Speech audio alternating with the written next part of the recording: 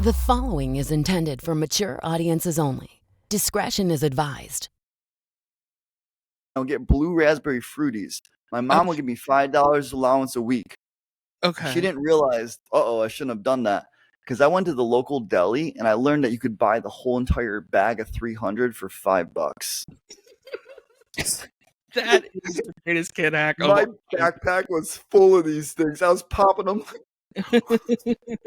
in class, outside of class. I was selling them to kids. Kids were like, give me some fruities. I'm like, dude, 50 cents. 50 cents. You want some fruities? You were a drug dealer back then. That's wild. That's entrepreneur. Yeah. Entrepreneur. Okay.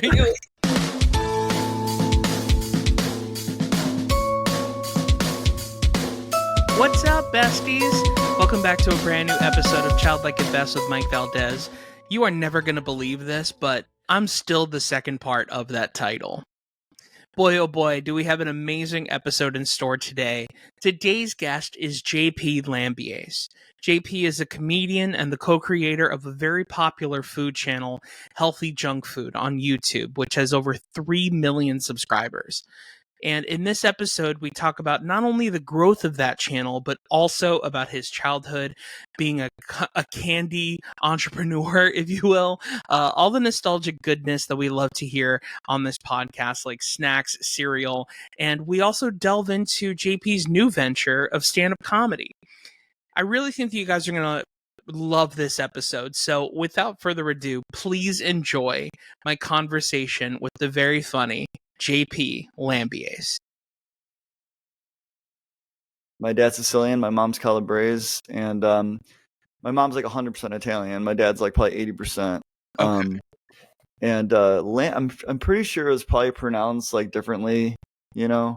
Sure. But we pronounce it Lambiase, and the way that I have people remember is I have like a little lamb, a bumblebee, and then the ace of spades. I'm gonna start doing that because, like, when you have a hard name, sometimes you got to give people a little bit of phonetic help. That's great merch, man. I mean, that's a good idea. It's actually not a bad idea. You're right. I'm really exploring like how to be creative in like my new ventures in the comedy space. You know what I mean? Exactly. Yeah. Which is so interesting. And of course I want to talk about that and things like that, because a lot of people might know you, from HellthyJunkFood on YouTube. But yeah, which is right behind you. Yeah. I know. This was on purpose, guys, in case you were wondering. Yeah. But you are, you're starting, well, you haven't started stand-up. You've been doing stand-up. As to my research, you've been doing stand-up since 2010, but you started going into it heavy recently. Is that true? Yeah. Man, I'm good at my job. Awesome. I love it. So yeah, but I want to know more about you first, just growing up before we get there. So sure. So yeah, you said you were adopted, but where was it that you grew up? Okay, so yeah, I was literally adopted, probably the youngest baby you can get, like maybe 2 months, I think my mom said, from Seoul, South Korea. Okay. And I was then my parents are from Rochester, New York. That's upstate New York by Syracuse, Buffalo.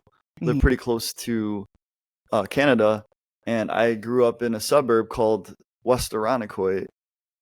Okay, I've never. And I'm right by Lake Ontario. So geographically, if you want to know where I lived, I literally could see the Lake Ontario from. Oh wow, that's so interesting. Okay, cool. Yeah, from my street. So, what kind of a kid would you say that you were growing up? Like, who did you sit with at the lunch table? Like, who was your tribe? I was very like chameleon-ish. So I'd say like my closest friends would be my neighbors. The kids on the street. We play capture the flag, and I loved games. Like any type of game I was really into. I was really bad at basketball though. They had a lot of pickup games, and I played because they all played, but I'm like, horrible at basketball. Yeah. I would say like everyone that I hung out with were, pretty whitewashed, just like your typical suburb white kids. It was a primarily, Caucasian school. There's like 3 adopted Koreans. I was one of the 3. A couple black kids, mostly white. Yeah. And I dealt with a lot of bullying for being Asian, but that slowed down as I got like past like middle school. I think once junior high hit, like people, they know who you, like I'm a cool dude. I'm not like a jerk. I'm a bully. But yeah, I was friends with everyone. Like I'd friends with the goth, friends with the hippies, friends with like, you know, the not so much the jocks, because some of them would have like insecurity and be kind of, you know, like Right. they're so self-conscious that they're so concerned about their own self-image. So I didn't really get too deep with them. But I was pretty just generally I was the class clown. Like I really was.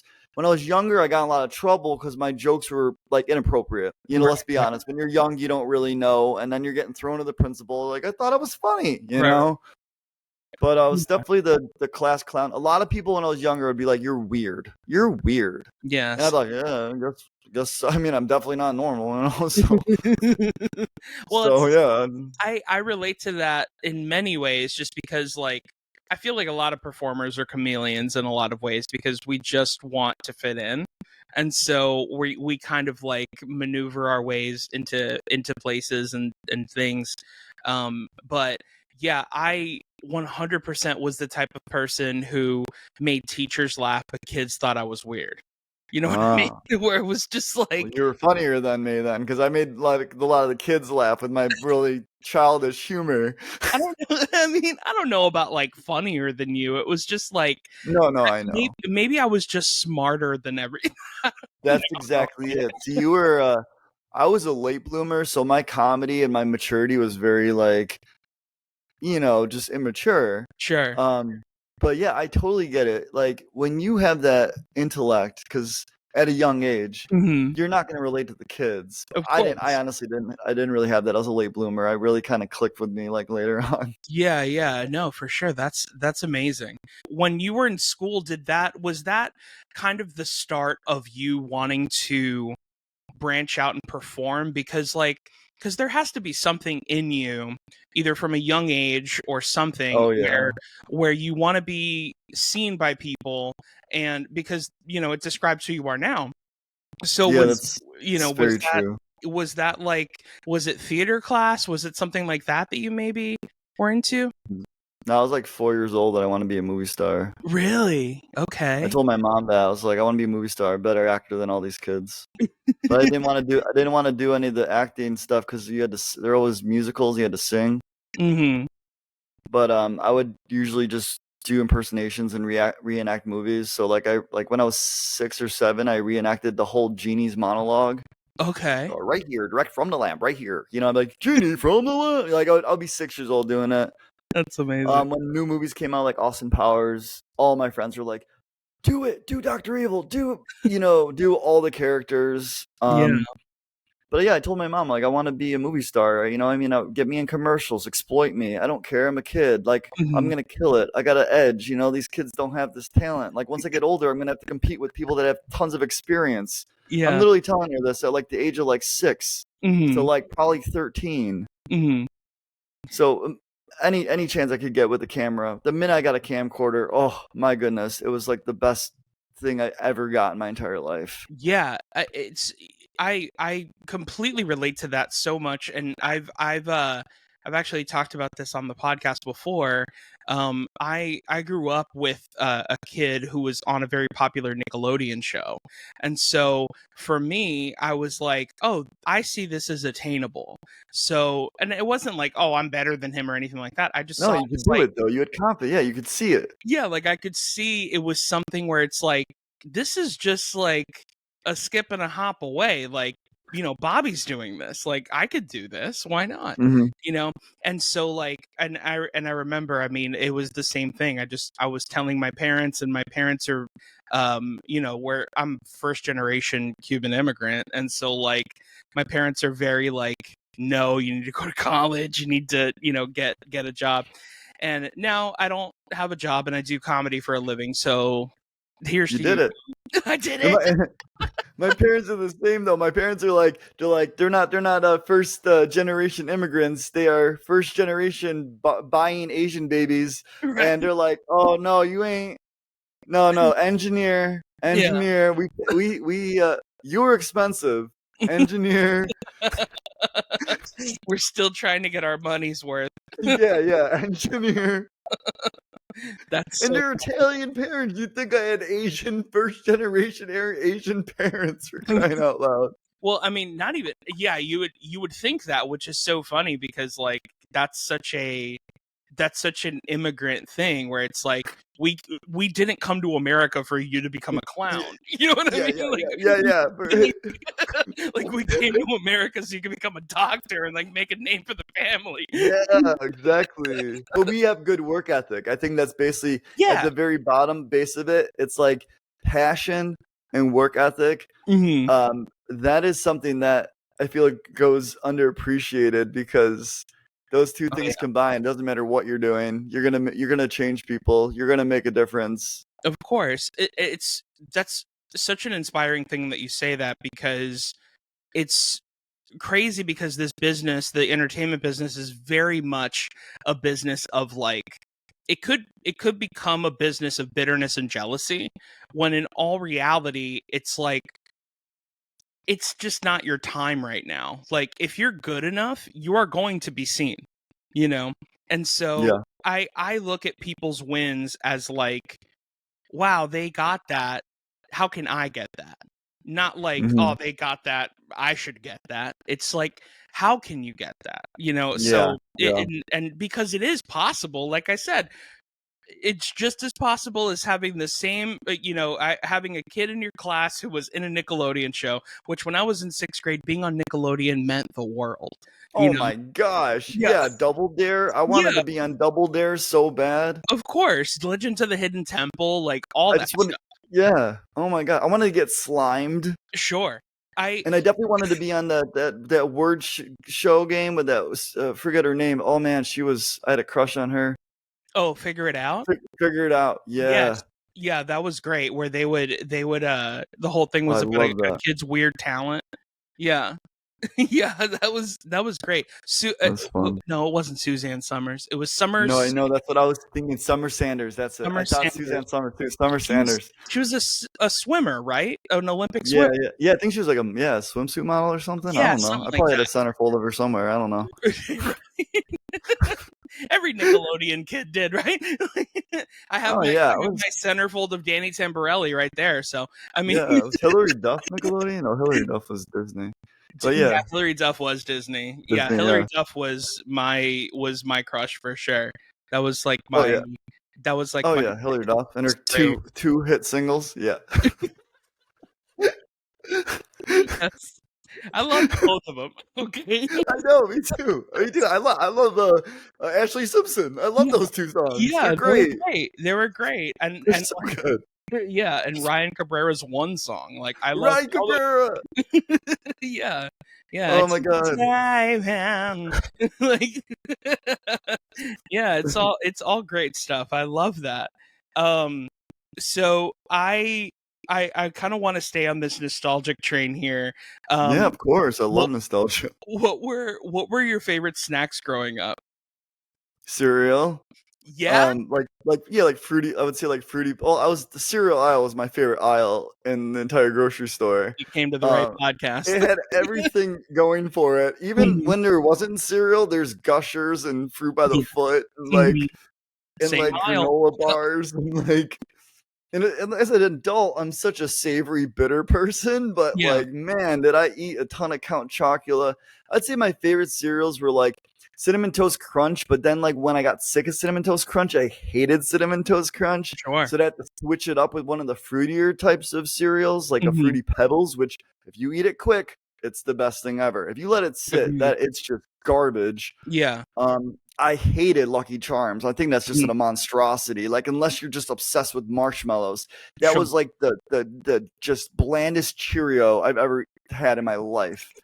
But yeah, I would eat Fruities. I know that'd be hard to. Maybe you got to Google that, but they're like made by Tootsie Roll, and I'll get blue raspberry Fruities. My mom will give me $5 allowance a week. Okay. She didn't realize. I shouldn't have done that. Because I went to the local deli and I learned that you could buy the whole entire bag of 300 for $5. That is the greatest kid hack. My backpack was full of these things. I was popping them in class, outside of class. I was selling them to kids. Kids were like, "Give me some Fruities." I'm like, "Dude, 50 cents. 50 cents. You want some Fruities?" That is, you were a drug dealer back then. That's wild. That's Entrepreneur. yeah, entrepreneur. Okay, sorry. Yeah. Excuse you. No, but it's true, man. Like the True, hustle, I'm a the hustle of being a kid, dude. I mean, it is so funny. Like the hustle of being a kid, because like there always were these kids that would like, especially like when Costco came out and it was like a huge deal in the 90s, kids would get like huge boxes of candy yeah. and then just price Ring gouge. pops. I would Ring hit up those Pops. ring. My Yeah. mom was so pissed. The biggest candy she hated the most Yeah. were ring pops, and I'm just completely sold because they're a mess. You know what I mean? You wear it on your fingers. Yeah. And No, she saw me come home with a vial of them, and she's like, oh, "Where did you get those?" So mad. Honestly though, like the best candy when you were a kid was a mess when you really think about it. Because like candy necklaces, like it's lick candy, a stick, it's lick a candy that stick. gets stuck on your neck. Yeah, like even Gushers, like I love Gushers. it's a thing that shoots liquid in the back of your mouth. Mind you, please don't demonetize us for saying this. It shoots liquid into your mouth. It really does. And But like, there's and 3 ways to eat a Gusher. yeah, You can bite the tip off and suck it in. yeah, You can always just be the psychopath that just slowly lets it dissolve. yeah, Until it just. yeah. Or you can just chew it like a normal person. Yeah, or you could chew it like a normal person. Yeah, yeah. I mean, there's 2 ways to eat a pixie stick. You could just eat it, or you could snort it. Like a line. Oh. There's a lot of different ways that you can eat candy back then. Why don't they make candy like they used to? No. Dude, it's so wild, man. I've never heard of Fruities though. What is that? I have to Google it. Yeah, they're just little fruit. They're just little Tootsie Rolls that are like Fruit flavored. Fruit flavored, yeah. Okay. They're thinner. They're not as girthy as a Tootsie Roll. They're thinner. Okay, so it's essentially like saltwater taffy. It honestly, Starburst. I would say I would compare it to Starburst. Oh, Blue Raspberry Starburst. That's literally that's probably the best way to put it. Then, of course, yeah, they're really good. Like they're super addicting. They're basically just a Starburst in a different shape. Of course, it flew off the shelf. That makes a lot of sense. Oh my gosh, so good. Yeah, and $5 for a whole tub. I mean, whole bag, 300 of them. Yeah, that's so crazy. It'd be my mission to get rid of it by the end of the week. So, divide that by 7, Man, it's a lot of. That's wild. It would be your mission to either sell it or eat your own supply in a week.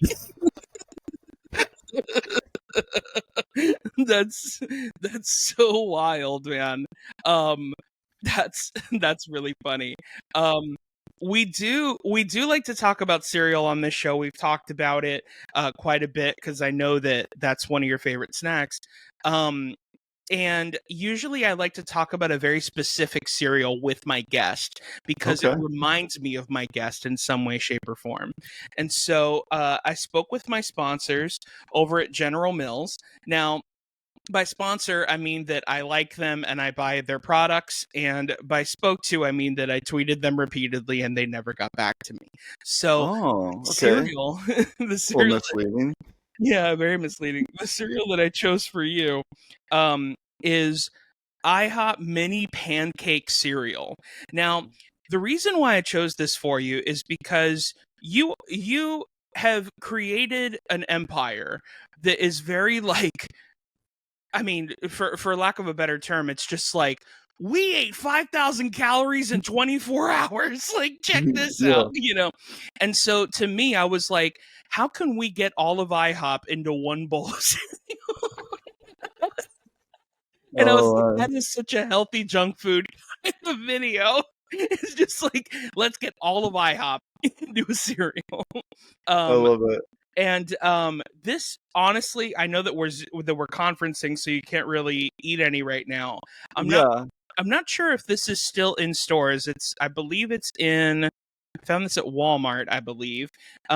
This is quite honestly the most boring box on the face of the planet. It's very, very boring.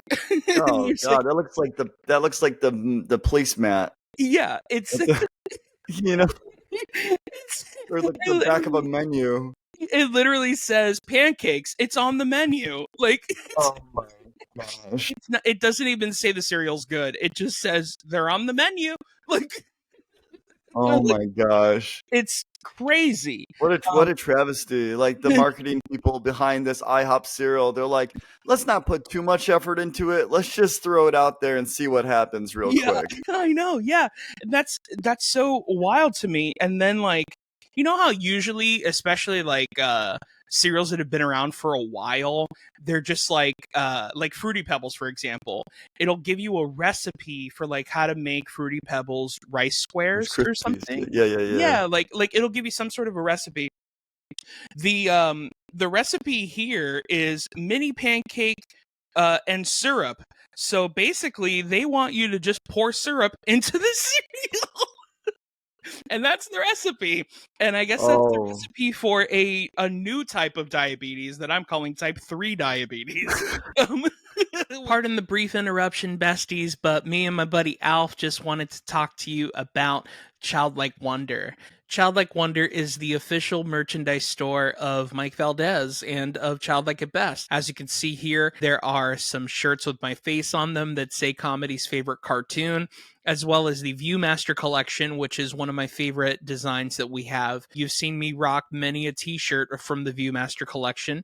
Another is some of the church merch that we have. We have a shirt that just says church camp. We also have a crew neck that says unspoken prayer request, because as good Christian kids, we all had those unspoken prayer requests that were definitely rumors about Stacy or whatever person we knew growing up in the church.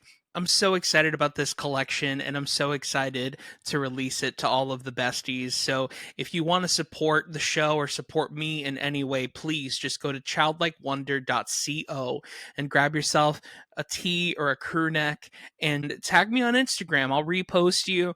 I'm super excited for you guys to get into this. So thank you guys for supporting, and thank you guys for being so incredibly amazing. Now, back to the show. I know that you're a food person. What are some of your favorite meals that you've ever had?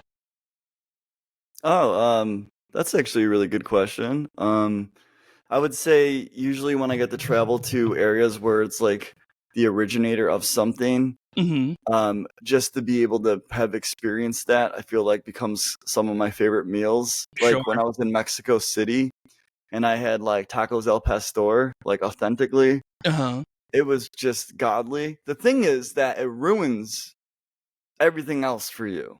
I went Oh, to yeah. Napoli, like going to Napoli and having like Neapolitan pizza everywhere. I ate Dude. probably 12 or 15 different pizzas. So like it's not like I just had a few. You go to Florida and you almost want to be an asshole. You want to Yeah. be like, get this, what? You know what I mean? Yeah. Like it's just not the same. That's And what then people they try to do it. They try to do it, yeah, but they don't realize that it's not about the ingredients, it's about the region. You know what I mean? right. Because Of course. ingredients come from the region. Yeah, And one of my closest friends, he talked to me about Napoli pizza, and we went and had some, and he was like, "I'm just letting you know right now, this is gonna ruin pizza for the rest of your life." I was like, "Okay," and it just did. the dough itself, just the dough itself, the sauce. Like I mean, I was gonna say just the dough, and I'm like the sauce, the Yeah, cheese, it's everything. the basil, everything, the ovens, Yeah, just every single ingredient that goes into it is just far superior, unfortunately. yeah, But yeah, I would say definitely just being able. I think that's the biggest thing: culture and going to those areas. Philly cheesesteaks, or trying, spam musubi in Hawaii, spam in Hawaii. mhm.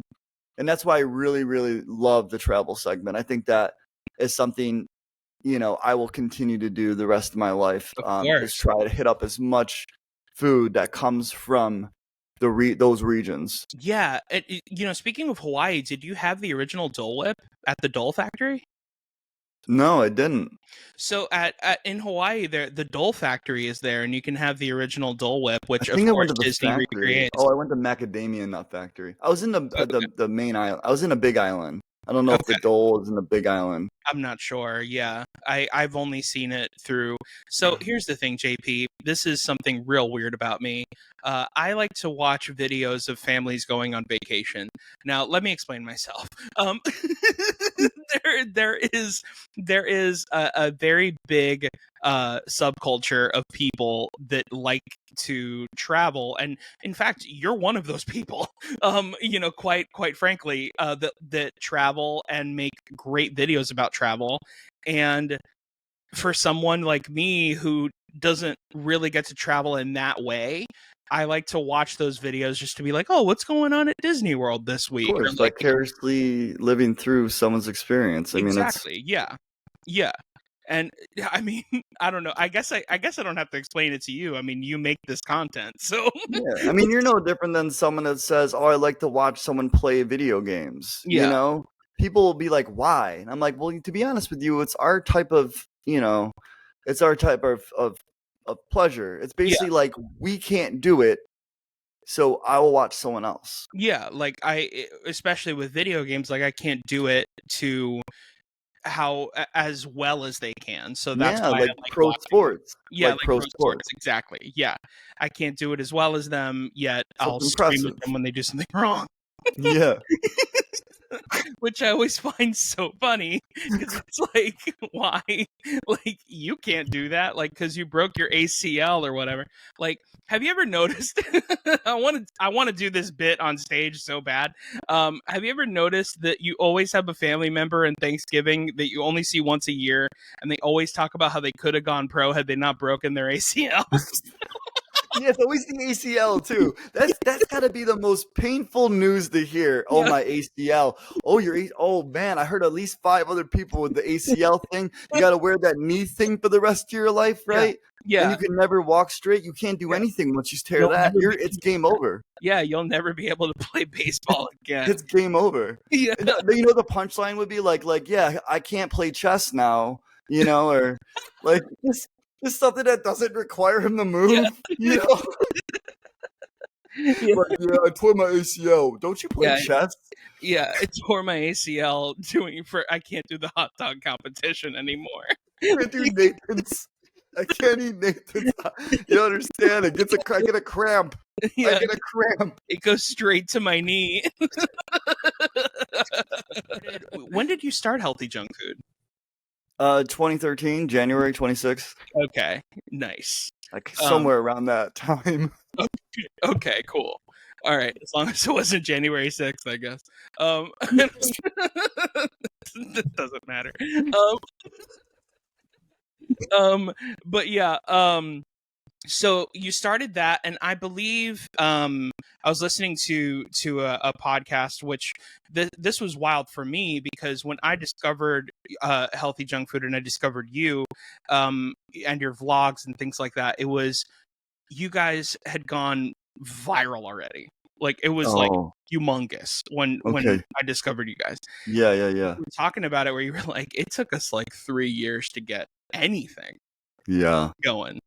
Yeah. And like what were those first 3 years like? Like what was it? Were you like, was it a think tank of like, how are we gonna do this? Or was it just like just determination, as like we were talking about in the beginning?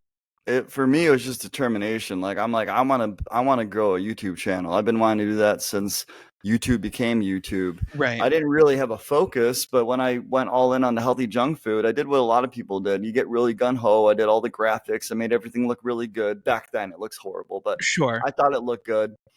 And I just started to make some healthy recipes. They were just stuff that I thought in my head. I literally thought my second video would go viral because I made these really cool 7-layer taco dip cups that were like on a football field, and it was right about in Super Bowl time. Yeah. I was super inspired by Epic Mealtime. I watched them all the time. Of course, yeah. So I just was like, oh, this will be fun. Let me do this. And then it's when I started to do like the copycat recipes, like remaking a Big Mac healthy. Mm-hmm. Then I was just like, oh, I can do a Crunchwrap. I can do a Baconator. And I just started all the fast food. I was just going through it. And that basically what you're doing is you're burning through a list of ideas you think, are manageable and I can do. Yeah. So during that whole time, I'm just self-promoting on Reddit. I got in some crap due to that. I was just creating fake accounts to like my shit, so I didn't look like the only person on there. Right. I was annoying every friend and family member. And then finally, this is such an awesome story, because this is exactly what you have to do to be a comedian when you're starting out as well. Like it's literally such a similar I mean, it's the process of any artist, I believe. You know what I mean? Like, dude, no one's. You are stating every single thing I've done, which is going on Reddit, everybody fucking hating me, like, and then going on, social media, making fake accounts, like begging people to come to my shows, and they're like, we've seen the same 3 minutes, like you're like, you're still not funny. Like, it's so painful. It's so painful. Like, what a gut punch. What a gut punch. Which is so funny, because like my first 2 years, I was like, why aren't I on Comedy Central? And it's like, bro, I was nowhere near funny in 2 years in. Like, it's like, but back then, like, I thought I was great, and it's like, but which is great. I think you should always think you're great, because as you get better, you just look back and be like, oh, I wasn't great. Well, when I first started Healthy Junk Food, I'm like, these videos are the best thing ever. You know what I mean? Like, and then you, as a future you, got better, and therefore your previous was worse. Of course, exactly. You're always, to steal a thing that Ethan Suplee says, every day is a day to kill your clone, where it's like you have to just become a better version of who you were, and because you're still you're just going to become better. You just learn more. You have more life experiences, more humility, more ways to handle situations, more ways to handle interactions, conflict. That's all such a huge thing. You grow with age, and that's why stand-up is such an adult sport, Right? Yeah. So much so. And I kind of derailed us a little bit, but we were talking about healthy junk food. And you were talking about how and you were talking about it was just a grind. It was just a constant grind, commenting on every person's video that had similar stuff, creating relationships with other channels, creating relationships with in the community. It was just a ton, but I loved every second of it. Of course. When I started getting comments from people that weren't my mom or friends, that's when you're like, oh, okay, some people, there's some strangers watching now. Yeah. And that's how it kind of slowly grew. So it went from about 5,000. I grew it to around 5,000, with probably 2,000 of them being fake. And I caught the attention of another YouTuber, Dame Drops, and he really just believed in me. He said, you're a hustler, you're a grinder, I can tell you work hard at this. And then I teamed up with him, and then he got me to 10,000 subscribers. Nice. And from 10,000, I'll be honest, I thought I made it. I was like, I did it. You know what I mean? Like, that was a big number back then. Yeah. So there was nothing stopping me then. I'm like, I'm on to something. Like, all I could see was that I was on a trajectory of growth. So over the next 2 years, it was from 10,000 to 25,000 to 50,000. Another year is like 50 to 75,000. I'm telling you, this is the most organic to 100,000 anyone's ever done. It's like, it was just trickling in at a slow and steady rate. It wasn't until we hit about, I would say 200,000 or the 300,000 mark that we finally went viral, and that took about 4 years. Yeah. Goodness gracious. 4 years. What video? And then when we went, do you remember? When we went, huh? Do you remember the video that it was?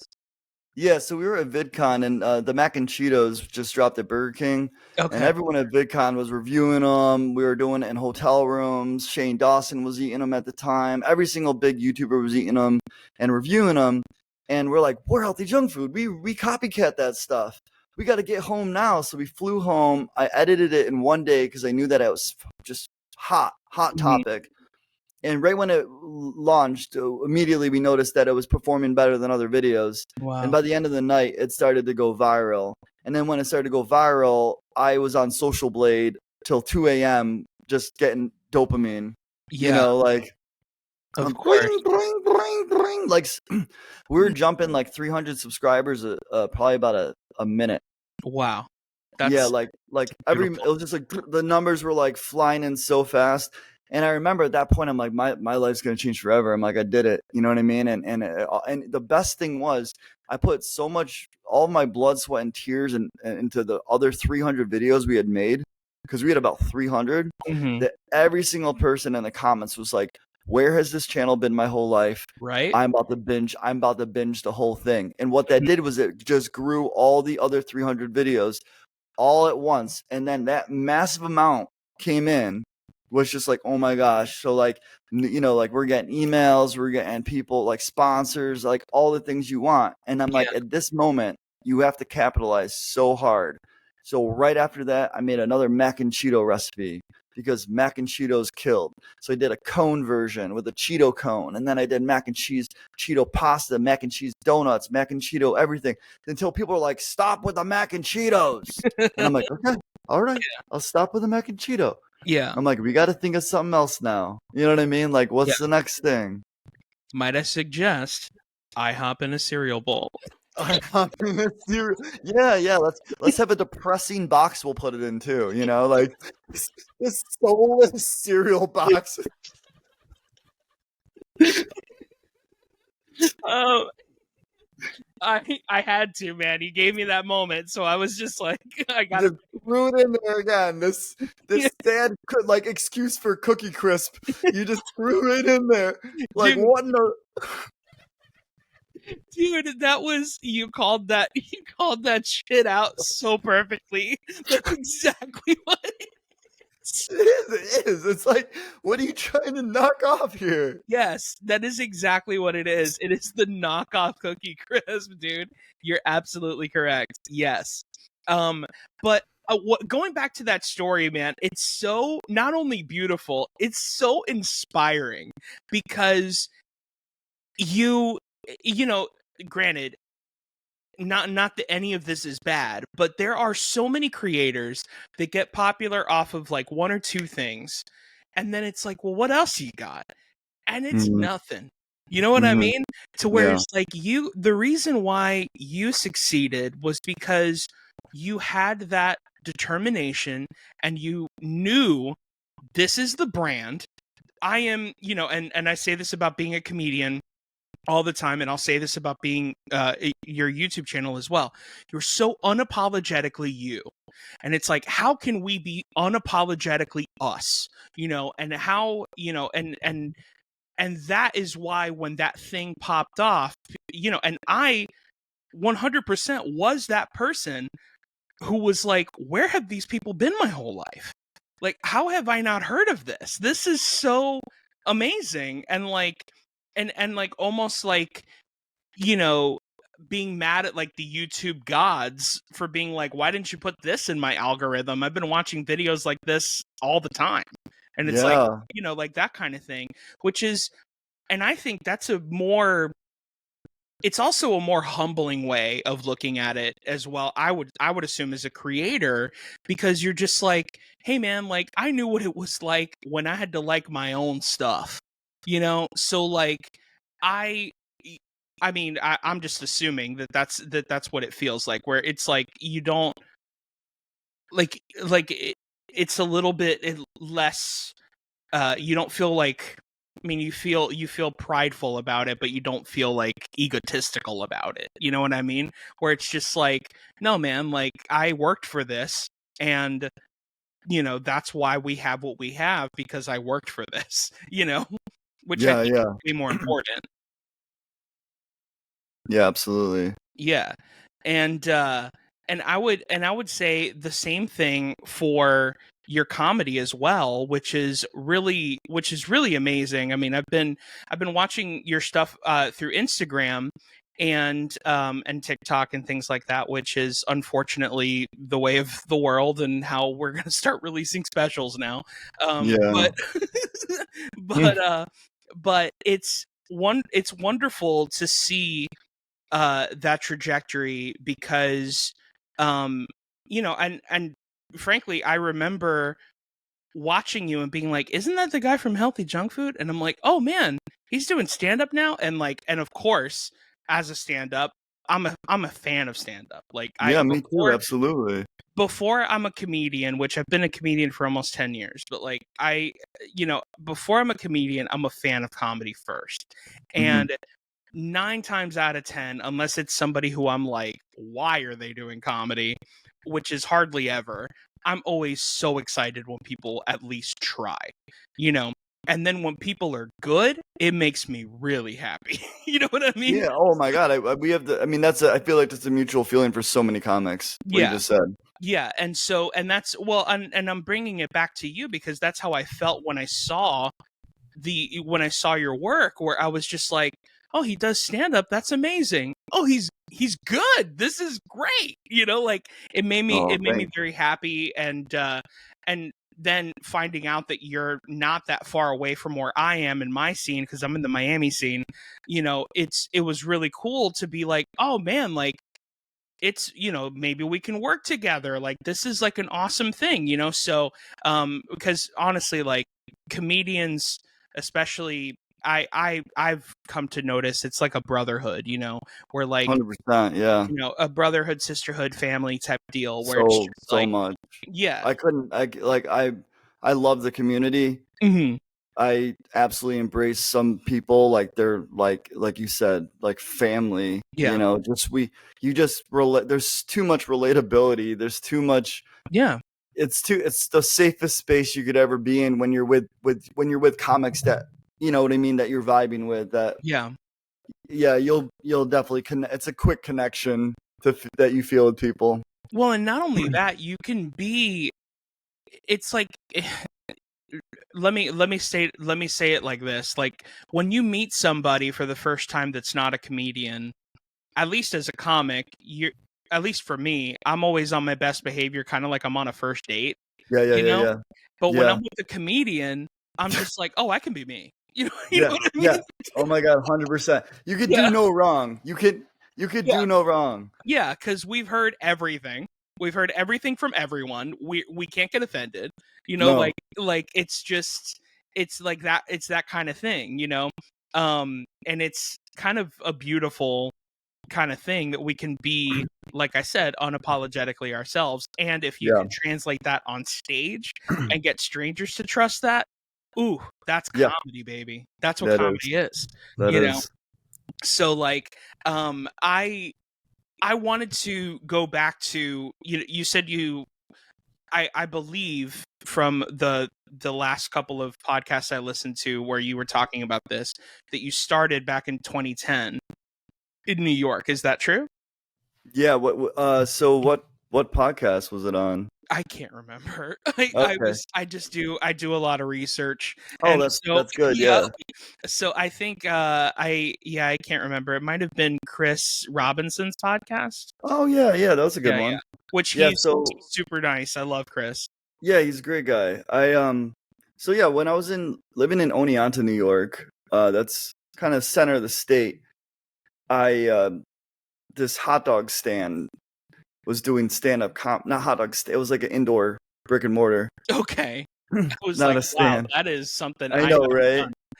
I've done laundromats. I've done a lot of stuff. Like a hot dog stand? A hot dog stand? What was the mic? One of the hot dogs? No, that's what I was going to say. Like, hang on. Oh, where's the mic? Like, yeah. But yeah, they're doing this stand up there, open mic, whatever you want to call it. Yeah. And someone at work told me. So they're like, you're funny, you should do it. I spent maybe a week writing. Okay. Never writing it, just decided to write. I mean, it's on YouTube. They're like this video. It's like my first one. Wow. And I filmed it. I brought everyone from work. I think it was pretty cringy, but I mean, I had some jokes in there.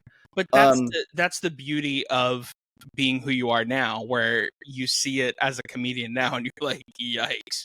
But back then you were like, man, I'm good. I had such a high. I was so happy. I was just like, yeah, I feel like I did a pretty good job. And then right after that, I couldn't stop. I'm like, oh man, this is a rush. So I started writing all the time now. It just overtook me. And this is like 2010. So then I would like perform at any bar I could, and then I would drive to New York City, and I was going to like open mics in New York City, and I remember practicing my set for 3.5 hours driving. I get there to the open mic, and I say my first line, and I space. Oh no. No, I'm just like, Oh, no. I said it too many times. I don't Yeah. remember it anymore. oh no. That's awful. And you have to pay. You have also- to pay $5 or 5 minutes. That's exactly what I was gonna say. Is like places like New York. I started in LA, so like in LA, you have to pay like $5 or a 2-drink for 5 minimum just to get on minutes, stage. Yeah. And it sucks because your audience is other comedians. So Yeah, like, they're all comics in that so room. it's just like, why am I even doing this? Like, it's just, I call those shows a notch above doing it in the shower, because it's just like, I need to get this out, and the only way that I can get this out is in front of people. I can't do this in front of my mirror. So it's the only instrument that you can't just practice. You know what I mean? So like I would just use those as like workout rooms, Of course. I would be like, oh, I'm just, I Open know mics are a that, gym, yeah. yeah, like it's your gym. Like go in knowing you're gonna fail, and like, because the real shows are like the improvs and like the like the paid gigs. That's where you do your stuff that works. And when you start out, you're so scared every time you go on stage. Yeah, it's the Like worst. a different type of scare. Like I get like nervous, like excited now. Yeah, But scared, no. I'm like, we've had enough thrown at us that like doesn't matter if something works, doesn't work. We just know how to like keep it going without it, like without giving any, you know what I mean? Dude, I will say this. I've never said this on the podcast before. You're the first person I've shared this story with. I had a panic attack on stage about a year ago. My first panic attack ever. And it was for something that was being filmed. And they released the clip, and the clip ended up going viral. And which is wild. Because if you read any of the comments, it's all like, wow, this is funny, this is great. And I ended up commenting. I just ended up being very vulnerable, and I was like, hey, just to let everyone know, I was having a panic attack during this moment. And then people were like, wait a second, like I couldn't even tell, like, how is this possible? And I'm like, that's what panic attacks are. Like, panic attacks are like it's all very internal. Like, I was just trying to like basically show people with anxiety and things like that like, if you feel like you can't get through it, you can, because I did a televised thing, and it just like, and I thought it was awful, but because I could see it, but like nobody else noticed whatsoever, which is wild. I wouldn't recommend Why have you never shared that on a before? I mean, just because, well, I've never shared it, for one, just because I like to keep things at bay, at least when it comes to comedy.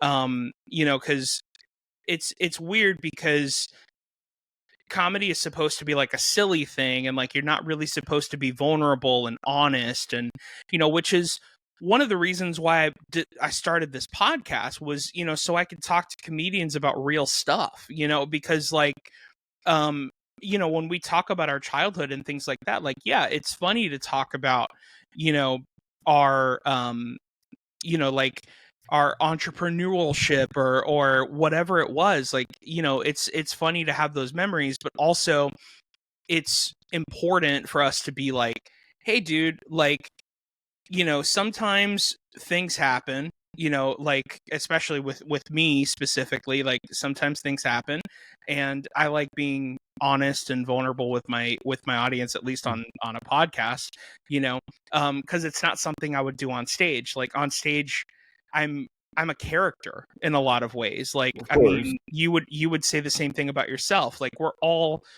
all characters. Like, we're not really people. We're like wrestlers. You know what I mean? We're just like, yeah, it is us doing the thing, and we're getting slammed, and we're doing all those things. But at the end of the day, like, we take our makeup off, and we're just some guy. You know what I mean? Yeah, So, there's so much truth to that it's almost disturbing to think about.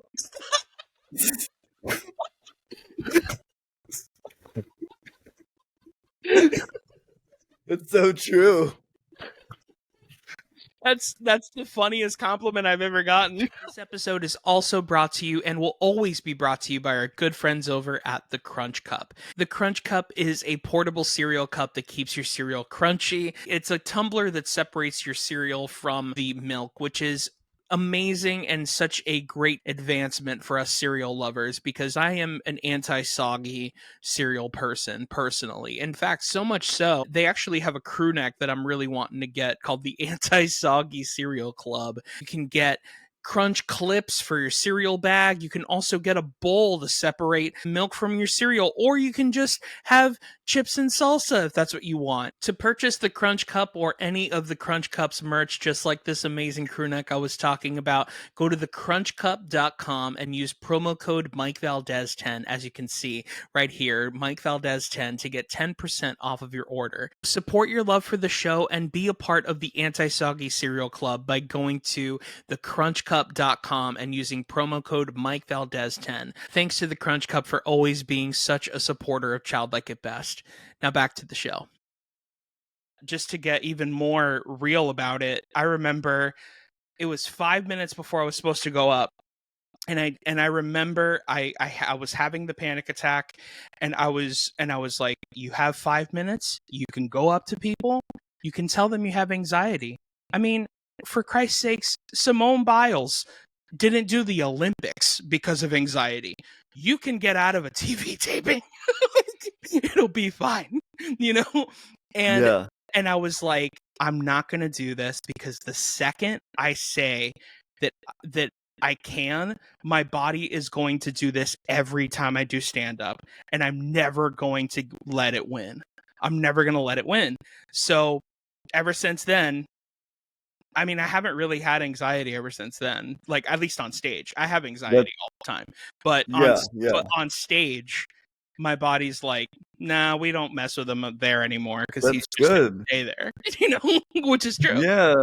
No, Yeah. that's good though. It's kind of like those people on America's Got Talent. They got a stutter or whatever, but the minute they start singing, they're like perfect. Yeah. It's like your body goes into like a whole different world, and you really are. You're just like, everything is just, you're just tunnel vision in this moment where you're this performer, and your body allows you to do it. It's very much not to be like the most basic white person right now, but it's kind of like that scene in 8 Mile, you know, where it's just like he sucks at first, but then he's like, everybody in the 3-1-3, you know what I mean? Yeah. And then it's like, and then people start feeling them. It's like that. Yep. You know what I mean? Yep. Where it's like, Yep. yeah, it's gonna be weird at first, but then once you get once in you your get 'em- groove, Once you get in your groove, you're gonna be fine. yeah, you're done. It's just home run the rest of the way. Exactly. So, so you started in 2010, and you said that you would, but you didn't really go into it heavy until recently, right? So in 2010, Julia had an open mic that I started going to around 2011 to 2012. And that allowed me to write new stuff, because every week I wanted to go with new material. And then I was able to grow kind of like a set and refine it. And then I competed in Rochester Funniest competition. And for that, I had to commute back home. Yeah. And I did that, and there's a video of that on YouTube also. And then we started doing Healthy Junk Food. I would still do open mics all the time, but when I started doing Healthy Junk Food, my focus shifted a little bit. I was like, oh, I can make the channel funny. So I'd start writing like little jokes of me introing the video, like, today we're gonna make a baconator. Whoopah! Oh, green screen. That's funny. Yeah.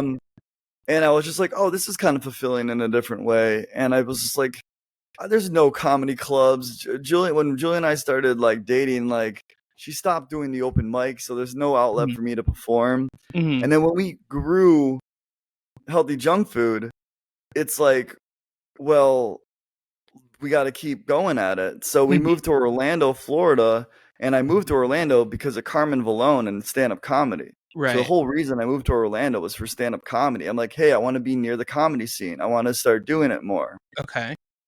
But I really just was, I was domesticated. I was comfortable. I was in a relationship. Everything was just like, everything's just doing. The business is running. We have a ton of ideas that are all going to be great.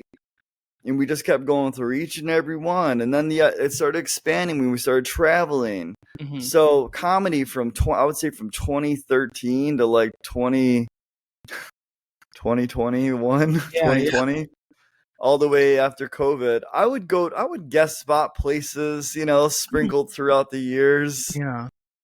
But right when about 2021 happened was I really like going through the grunt. We're talking open mics every night. Right. We're talking shady showcases. We're talking like outdoor patio comedy clubs brought on by some kid named Steve. Right. And like it was brutal, but it was like I had to do it. Of course. Because I wasn't getting booked anywhere else.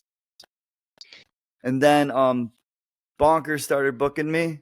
And said, you're going to feature. And this was like last year. Mm-hmm. So last year, May was like my first feature ever. I mean, and I was just like, awesome. I was terrified. I'm like, oh my gosh, a half an hour. Yeah. Oh my gosh. And I practiced all day before the show, recording it. So I do a thing where I do voice memos and I record each bit. Yeah. And the length of the voice memo is the length of the bit. So when I'm starting to create a set list, I'll be like, okay, there's 3 minutes, there's 2 minutes, here's a 4-minute one. And then you put them all together, like, oh, that's 30 minutes. Yeah. That's funny. I mean, do you, I mean, that reminds me, that's something I do as well, but, something for me that I learned, featuring with Jessica Kirson was that I featured for her and I wasn't expecting to feature. I was expecting to host for her. And so because of that, she was like, "Oh, like can you feature?" And I was like, "Sure." And I basically just had to do all the math in my head and all that stuff. And the next day she was like, "Hey, you were great last night. You're very funny, but you just need to like relax. You need to breathe. You need to slow down. A lot of these people are older people. You know what I mean? Yeah. Like just let them sink in the things that you're saying, like, because what you're saying is funny. So just let it sink in. Because my biggest issue, and a lot of people's biggest issue in comedy when they're first starting, but it's a big problem for me. Rushing. Is rushing, because I'm a fast talker already. So it's double as difficult, because like I even felt the next show I was saying to someone, because they had come to both shows and they were like, man, you were really, really, like comfortable and confident up there. Like it was so different. And I was like, yeah, I literally felt like I was doing everything in slow motion. Like I was like, yeah, the way you delivered. But she was like, that's how you got to do it. Like, and I was 100%. I was getting laughs at every point that I wanted to. So technically I was doing it right. It's just in my brain, I hadn't trained myself, that slow down. You need to slow down. Like, take a minute to breathe and have fun. Like, the reason why you're doing this is to have fun and make people laugh. Like, not for you to like, panic, Yeah. So, and just kind of like rush through your set, because exactly when you're new, you don't have as much confidence behind your own jokes. Right. So you rush because you're like, oh, I'll just keep talking fast. I'll talk over a joke that doesn't work. Yeah. I'll talk over a joke that doesn't work, or for me, You it's don't like, let it work. Yeah, yeah, or you just don't. you Yeah. don't let it work. But another thing for me is if I feel like someone doesn't like me, if I talk faster, it means I get to leave quicker. So so that's why I go fast a lot of the time. Because I'm like, well, I don't want to be here either, so I'll just go as fast as possible. Oh no. Oh no. which No. which I wouldn't say is a good thing to do, you know. No, not at all. Not at all. But yeah, I mean, but this is fantastic because, you know, with comedy now, it's kind of the same trajectory that I noticed with Healthy Junk Food, where it's like you started in 2010, you had jokes, you had things written, you know, things like that. And I know that you might think, oh, well, I don't have 30 minutes or whatever. And sure. But at the end of the day, it's kind of like, you know, you weren't a typical social media influencer, insert their name here, who is now a comedian and decides to go to the improv and basically does an hour of nothing and charges $100 for a meet and greet photo. You know what I mean? Like, you actually Yeah. have jokes. You know what I mean? So when people come and see you, they're like, oh crap, like he's like actually a comedian. Like, this is great. You know what I mean? So I think that that's an amazing trajectory.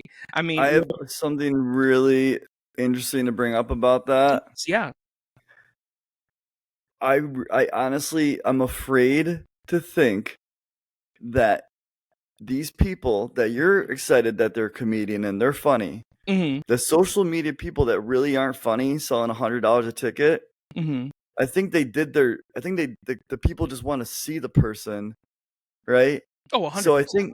So I think if they did comedy and was great, they'd be like, "Oh, that's great and all, but just tell us just eat the big nugget." So Yeah. like my fear is like they wouldn't even be comedy lovers. You get what I'm Right. saying? Like I was always afraid to have a bunch of healthy junk food people in front of me because they're like, "What? Why is he? That's not JP. He's just saying some stupid jokes. Right. We want to hear what's going on in your life. You want to know what's." And that's why like I feel like Mm-hmm. that's just a weird thing that I think in my Sure. head. And then every comedian will be like, how the hell is this stupid guy doing jokes? He's on stage like running in like he's pooping his pants. That's so hack. And then he's just like showing a food hack on stage. And then he's making a giant nugget and deep frying it and eating it and then throwing food into the audience. And he gets paid $100 and sells out. He's not even funny. Right. But I think that they'd want that more than me going up there telling my jokes. Right. Yeah. I mean, I think that you're not wrong in a lot of ways because, you know, a comedy fan is a different fan from like a let's say like a David Dobrik fan. You know what I mean? Yeah. Where Yeah.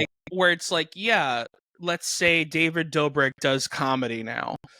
People are going to be like, yeah, we'll go see David Dobrik do comedy. But really, I just want a picture with David Dobrik. Like, Yeah, that's and really all I they're want. sitting there just to shake his hand and see him afterwards. Yeah. And like, and it goes back to something that I heard Chris Rock say, which was depending on how famous you are, you have about 5 minutes to say anything, and people will laugh at literally anything that you say. Because they're just surprised that it's you. Yeah. Like they just can't believe that they're seeing you with their actual eyes. Like you were on their TV and now you're in real life and they can smell you, they can touch you if they wanted to. Like they can feel your words, like all that stuff. But after 5 minutes, you better actually be funny. You know what I mean? Yeah.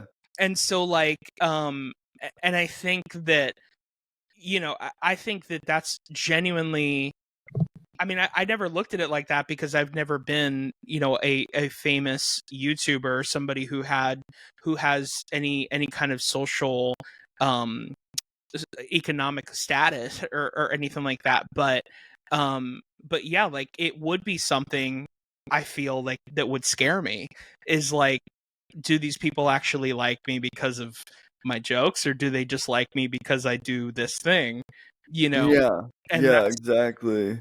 but at the end of the day, But man, like I feel like with you, I feel, and again, this is just, I'm just a guy talking to another guy, telling him what he feels. You know what I mean? yeah, Like, yeah, I absolutely.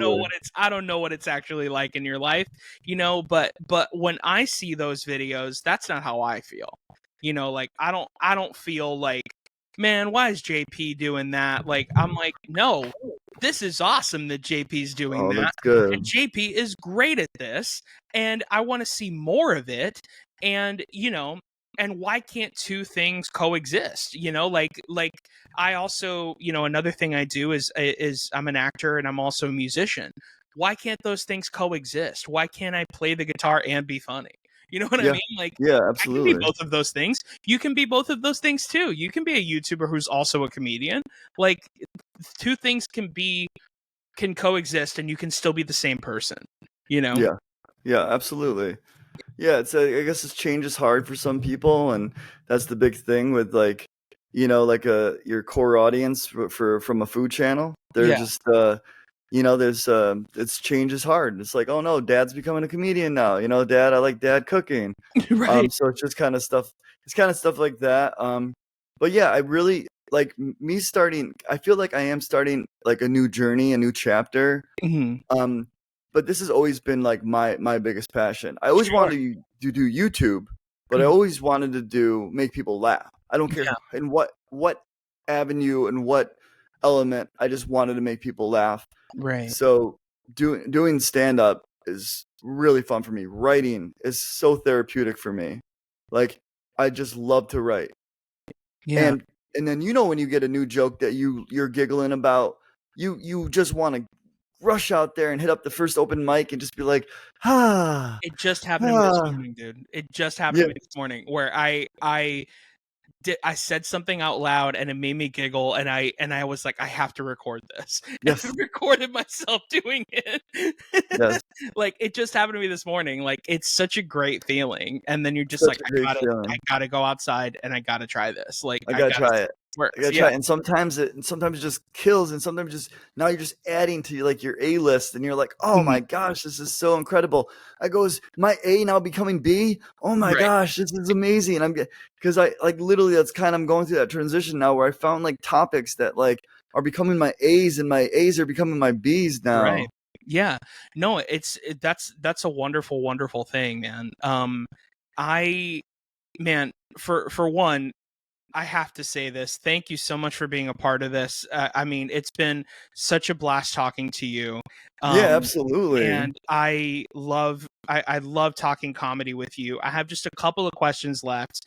And you can answer them in any way that you want to. You can answer them in a funny way, you can answer them in a vulnerable way. There's no wrong way to answer them. Okay, sure, yeah.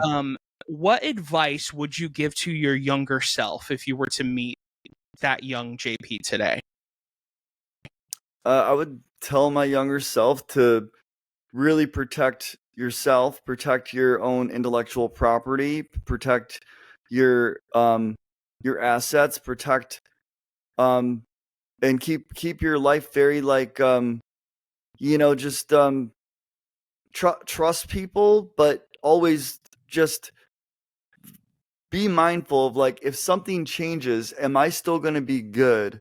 Am I like in a situation where I can kind of do I feel caged? Do I feel trapped? Do I feel imprisoned? Mhm. And if I were to lose something, and that went away, how annoying and how difficult would it be to just be like dump all that to the side and then just head out to, let's say, Austin and whatever. I guess that for my younger self, and that's more of a personal situation I'm going through. Right. Um, just because there's so much. Like I created this big business, Right. this healthy junk food. It's not just me and Julia. It turned into like so many moving parts. There's so many other things involved that people don't even know about that Mhm. are intertwined, whether it's publications or networks or agencies or managers or and I don't think that I was that organized. Yeah. Sure. I wasn't Yeah. that organized. Yeah. No, I mean, it's honestly, man, it's something that it's unfortunate about every artist. I don't think you're the only person that feels that way, because artists want to create. We don't want to talk about business. No, And we don't. You do that. yeah, And then you're out of the loop. And you're like, wait, what are you talking about? How come yeah. I don't How come? I don't own myself anymore? Yeah. What's going on? Yeah. There's books getting published with me on it that I can't Yeah. do anything about? Yeah, but I'm JP. Like, Yeah. yeah. They're like you can't anymore. You can't. I'm like, I can't what? Yeah. Yeah. Take my driver's license. Yeah, you're the only. Yeah, I mean, you're not the only one that feels that way. I mean, that's a thing that happens to so many artists, man. I mean, musicians, comedians, everybody alike. Where it's just like, you know. But you're absolutely right. I mean, in that regard. Now this would be my final question. What do you think that kid or that younger version of yourself would think of who you are now? Would they be proud of you? Would they think that you're cool? Would they like that you're a stand-up comedian? You know, anything. You know, what do you think? Yeah, I mean, like, not to sound narcissistic. That's the point. my younger self would be like, hell fucking yeah, you did it. Of course. He'd be like, you did it. Yeah. You did it. Now teach me how to do it. And I'd be like, no, if I did that, like I've watched enough Back to the Future. I'm not gonna teach my younger self how to do that. Oh you know what I mean? Yeah. I watched enough Rick and Morty, like to know, like, you don't mess with that sort of stuff. Dude, I mean, I love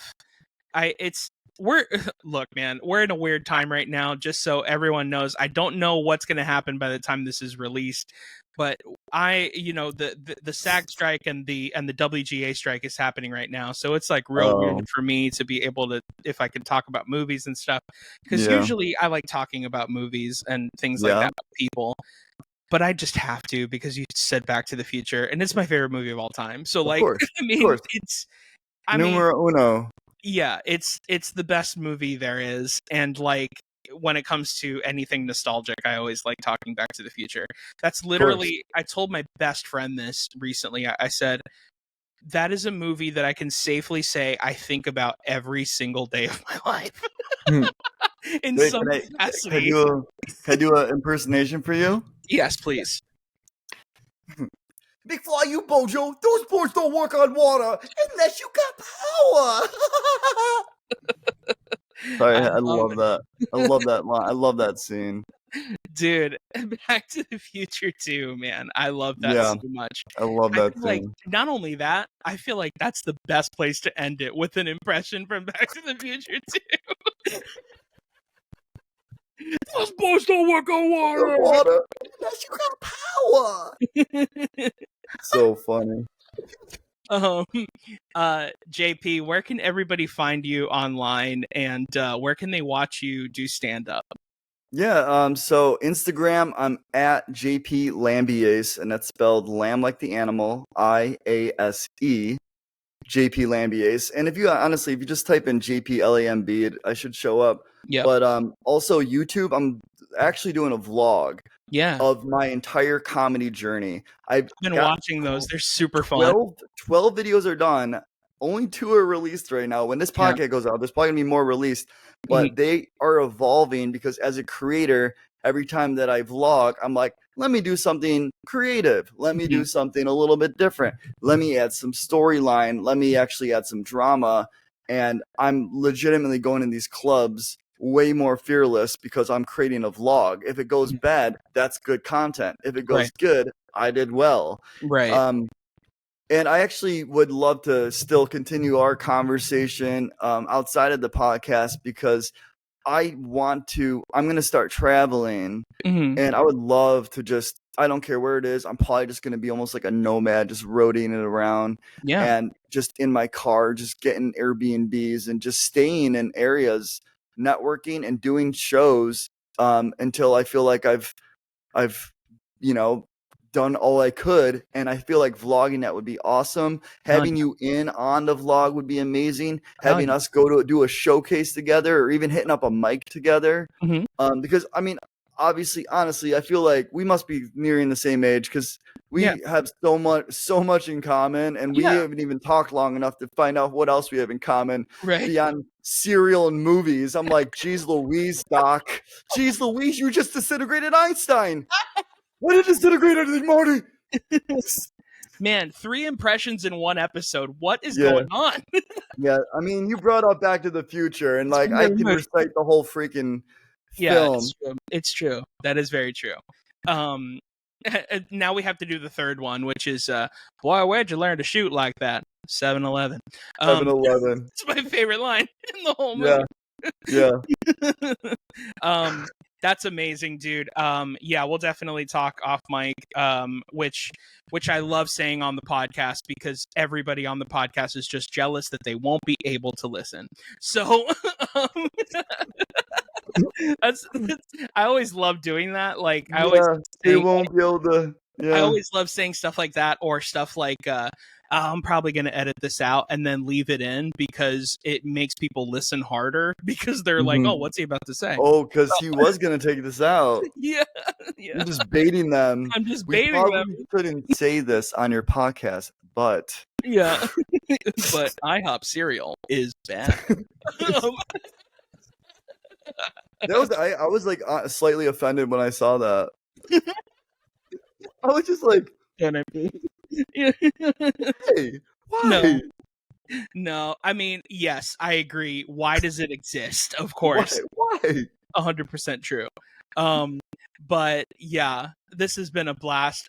For me, ladies and gentlemen, you can find me at Mike Valdes on Instagram, at official Mike Valdes on TikTok. You can go to thekidfromup.com to find out all of my deets and details of where you can find me live and my podcast, all that stuff. And just keep listening, tell your friends, so we can grow this family. And don't lose your sense of childlike wonder. Bye, besties.